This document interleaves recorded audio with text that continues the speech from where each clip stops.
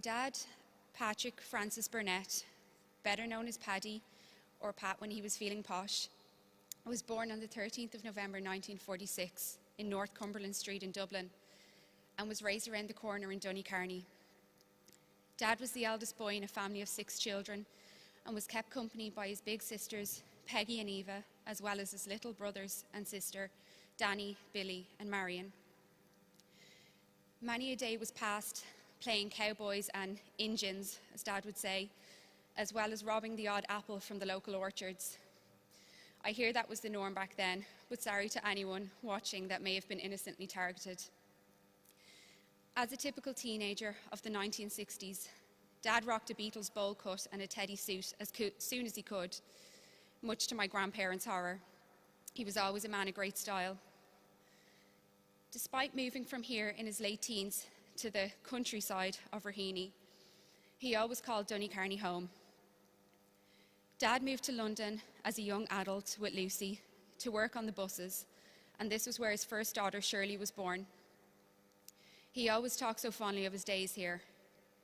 After a number of years in London, home beckoned, and he returned to Dublin, where he continued to expand his brood, having John, Darren, and Michelle in Kilbarrack. He would always tell people he was a knitter by trade after many years in Irish textiles in Glen Abbey, but it was Cadbury's that Dad was synonymous with. Dad worked here for close to 28 years and still to this day had many close friends from his days here. His good friend Paddy Keogh said how he was a great worker. He always prided himself on a job well done and ran a tight ship, a trait he generously passed on to many of his kids. The Cadbury's family is so broad that Dad found many an opportunity to talk about people he knew from his days there. The last time he was brought off to hospital, the paramedic who arrived told Dad he was from Coolock. A mistake by him, as Dad spent the whole ambulance trip chewing the ear off him about Cadbury's and the people who worked there.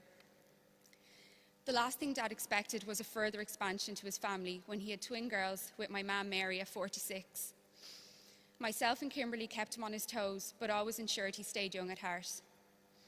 As he introduced us to his love of the 60s, we tormented him with the likes of Spice Girls, Beyoncé and Britney Spears. However, it was the 60s that won us over. Now Buddy Holly, the Beach Boys, and of course the Beatles, to name a few, flood our Spotify playlists. I often wonder if Dad chose to leave us on Sunday to make it to heaven in time for John Lennon's 40th anniversary yesterday. I wouldn't blame him if he did. After Dad's retirement, he moved to Bettystown to fulfill his dream of living by the sea. However, you can take the man out of Dublin, but you can never take the dub out of the man. As a big GAA fan, Dad sported his Dublin jersey whenever the boys in blue were playing, as well as the day after, but only if they won. When he moved to Meath, he would walk down to the shops to get his Evening Herald every day. On many occasions, he was beeped at, and when he thought was waved at by cars passing by. One day I took a Sunday walk down with him, both wearing our Dublin blues. A car beeped and Dad said, "God, these country folk are very friendly." I said, "Dad, they're after giving you the finger." Turns out Meath fans aren't as keen on the Dubs as Dad thought. Dad loved Dublin so much that a few years later he was getting the Matthews coach into town Monday to Friday just to get a paper and his cup of coffee. Drogheda, which was 8 kilometres away, was too much of a change for him. We received many calls and messages over the past few days, and many words kept being repeated by people when describing my dad, such as a gentleman, a legend, a friend, and Superman. Dad loved living in Castlemartin and had many great neighbours and friends here. He loved spending time sitting outside the apartment, basking in the sun and catching the chats from passing neighbours. He was nearly the local coffee shop, as he would offer people a cup of coffee when they would pop over to him for the chats. He was so popular and well-liked that he had so many people to lean on when he really needed them. All his neighbours said the area wouldn't be the same without him. Dad always said that when he passed, he would be mortified to be wheeled out of the house and have all the neighbours looking at him.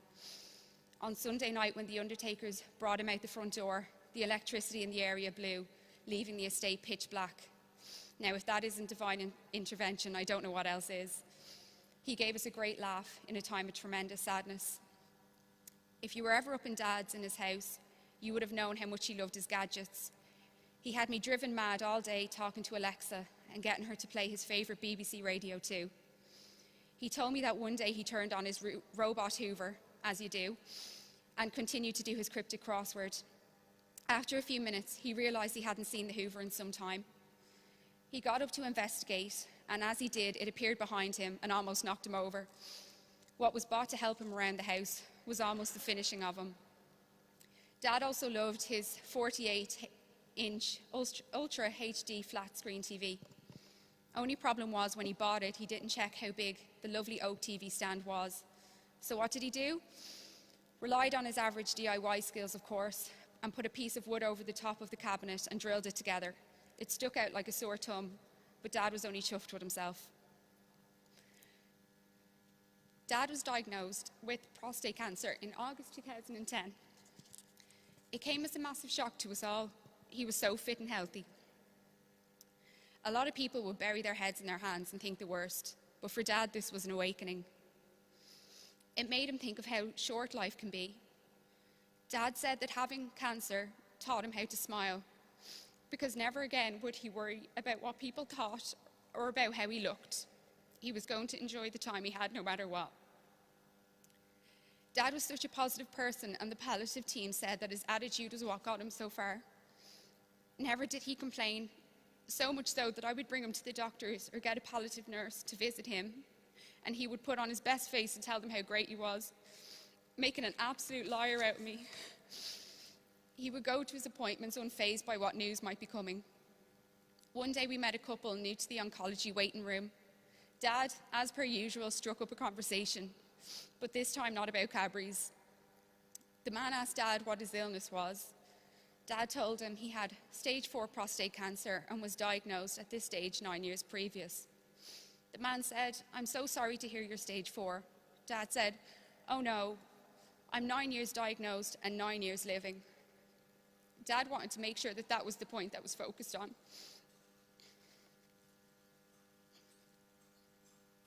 Dad went on to tell the man what to expect, how long the days can be, which catering staff gave the best cup of tea, and how great all the nurses and doctors were. The man came in with a look of apprehension and left with a smile. Dad was so independent that when it did come to the time that we needed to dig out for more of his children, he wasn't very happy. He wanted us all to live our lives and not be burdened by his illness.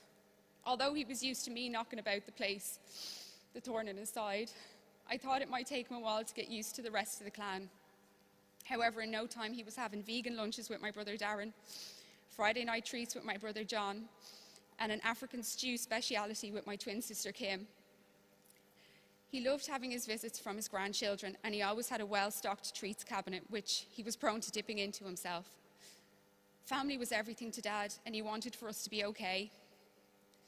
Well, Dad, we will be okay, because we know that you'll be there for every decision we make and every big day we have in the future. You promised to pop down as a robin, and I've no doubt I'll be seeing you looking through the garden window soon enough. Finally, there's a few people I want to say thank you to. First of all the family and friends who kept Dad company over the years. You'll never know how much you brightened up his days. To the oncology team in Beaumont who looked after him so well. The local health nurses who made sure he had everything he needed around the house. The palliative care team who made life comfortable for him and were only ever a phone call away. I have no doubt my dad wouldn't have walked me down the aisle this year without their care. And finally to the carers, Barbara, Alyssa and Mirek, who kept Dad looking and feeling great right up to his final hours. You have no idea how grateful we are. Dad was a hero and a pillar of strength to us all. We love you more than words can ever say. Thank you.